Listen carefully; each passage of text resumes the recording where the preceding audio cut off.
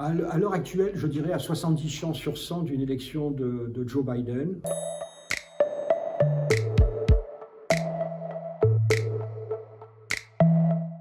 Biden, son second prénom, vous ne le savez peut-être pas, mais c'est Robinette. Ce qui est assez curieux, c'est John Robinette Biden, parce qu'il se trouve que sa grand-mère était une Madame Robinette, une Québécoise.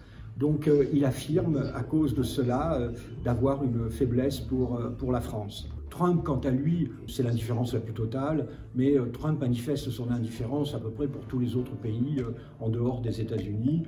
Il ne connaît que les pays où il a des golfs. Je crois que pour les deux candidats, la France, mais au-delà de la France, l'Europe, ne sont certainement pas leur première préoccupation.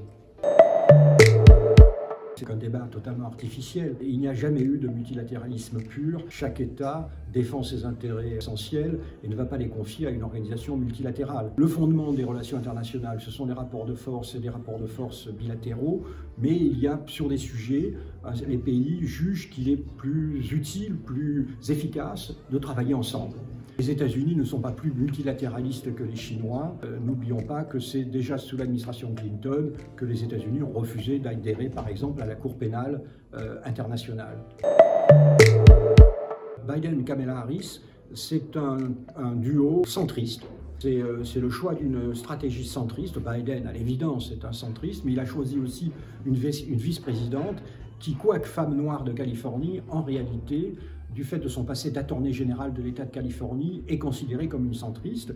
Et d'ailleurs, lorsqu'elle avait voulu elle-même se présenter aux primaires, elle avait eu des difficultés avec l'aile progressiste du parti. Une élection Biden, ce sera au moins dans le langage, la volonté de parler aux Européens, de travailler avec les Européens. Avec deux caveats. Le premier, c'est que les États-Unis ne vont pas revenir à la politique qui fut la leur, donc politique interventionniste dans le monde.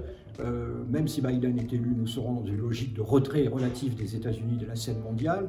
Et deuxièmement, nos amis américains ont une caractéristique, c'est qu'ils ne conçoivent leur rôle que dans le rôle du leadership. Quand ils vont vous dire « nous voulons travailler avec les Européens », le subtexte sera « nous voulons que les Européens nous suivent ». Il faut le savoir.